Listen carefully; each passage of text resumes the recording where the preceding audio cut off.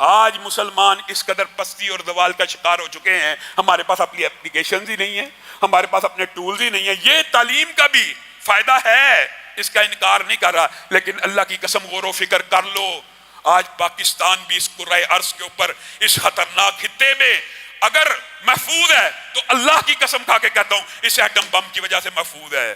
کہ چلو شکر ہے اس خطے کے حکمرانوں نے یہ سوچ لیا اور نبی کی اس حدیث کے اوپر عمل کر لیا کہ واقعی قوت کا دار و مدار اسلحے پر ہوگا، شکر ہے وہ حاصل کر لیا۔ لیکن تمام اسلامی ممالک کو اس کی طرف آنا پڑے گا۔ آپ سارے اسلامی ممالک اس بات کے اوپر جمع ہو جائیں کہ کسی اسلامی ملک کے اوپر حملہ ہمارے اوپر حملہ سمجھا جائے گا تو پھر اللہ تعالیٰ کی بھی بشارتیں ہیں، وہ 313 اکیلے کو نہیں ہے۔ کم من فیۃ قلیلۃ غلبت فیۃ کثیرۃ باذن اللہ، کتنے ہی کم تعداد کے لشکر کتنے ہی بڑے تعداد کے لشکروں پہ غالب آئے ہیں، کس بنیاد کے اوپر؟ اسلحے اور ایمانی قوت کی بنیاد کے اوپر۔ اور اگر 313 کا آپ نقشہ دیکھیں تو ان کے پاس اسلحہ بھی نہیں تھا۔ کافر ہے تو شمشیر پہ کرتا ہے بھروسہ، مومن ہے تو بے تیغ بھی لڑتا ہے سپاہی۔ کہاں ہے وہ مومنانہ اوصاف؟ وہ اوصاف ہم نے کھو دیے ہیں۔ پھر اب ہم ماتم کریں، وویلا کریں۔ ہم تو آج اتنی ذبوحالی کا شکار ہیں کہ قومی مسئلہ کشمیر اس کو بھی فراموش کر چکے، اور مسجد اقصیٰ تو اب کسی کا قومی مسئلہ ہی نہیں رہا۔ وہ مسجد اقصیٰ کہ سبحان الذی اسریٰ بعبدہ لیلا من المسجد الحرام الی المسجد الاقصیٰ، اس کی قدر و قیمت بھول گئے ہو؟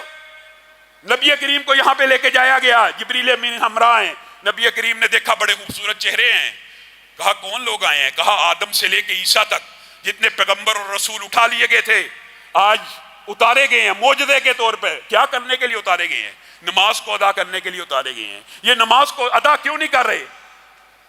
یہ نماز کو ادا کیوں نہیں کر رہے جبریل امین؟ جبریل امین نے کہا ان کو اپنے امام کا انتظار ہے۔ ان کا امام کون ہے؟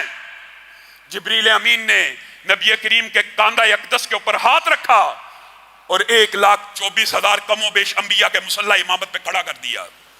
یہاں پہ تیرے نبی نے اتنے نبیوں کو امامت کرائی۔ آج پارلیمنٹ کے اندر بھی، پوری دنیا کے اندر بھی یہ واضح ہے کہ جی یہ مسلمانوں کا اس پہ حق نہیں ہے، مسلمانوں کا اس کے اوپر حق ہی نہیں ہے۔ او خدا کا واسطہ، یہ لبرل مافیا کی آنٹیاں آج سوئی ہوئی ہیں، ان کو انسانی حقوق اب یاد نہیں آ رہے کہ کسی مسلمان کو اس کی مسجد کے اندر عبادت نہیں کرنے دی جا رہی؟ کیوں یہ ویلا نہیں مچا رہی؟ کیوں نہیں آواز اٹھا رہی؟ کیونکہ سارے چینلز وہی ہیں، سارے پیسوں کی آمدرف وہیں سے ہے۔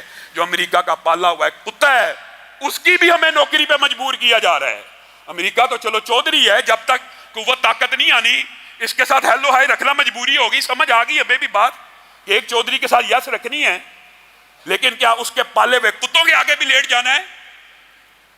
اسرائیل کو کوئی باضمیر بندہ کس اصول کی بنیاد کے اوپر تسلیم کرے؟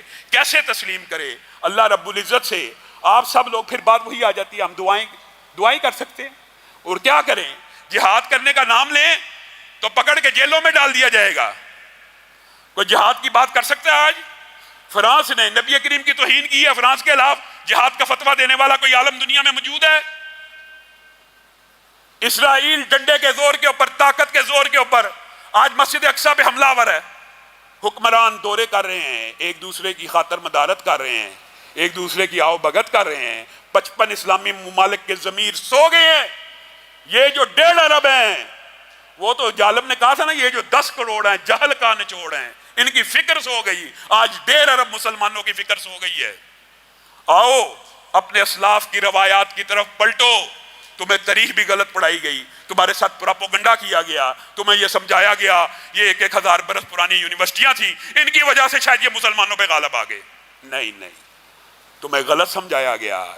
آج بھی سپر پاور معاشی طور پہ سب سے مضبوط ملک نہیں ہے، تعلیمی طور پہ نمبر 1 ملک سپر پاور نہیں ہے، وہی مضبوط ہے جس کے پاس اسلحے کی ٹیکنالوجی ہے۔ اور یہ بات نبی کریم صلی اللہ علیہ وسلم 1400 سال پہلے آپ کو اور مجھے بتا کے گئے ہیں۔ اللہ رب العزت ہمارے مسلم حکمرانوں کو اس کے اوپر عمل پیرا ہونے کی توفیق عنایت فرمائے۔ سبحان ربک رب العزت عما یصفون وسلام علی المرسلین والحمد للہ رب العالمین۔ معزز سامعین گرامی قدر،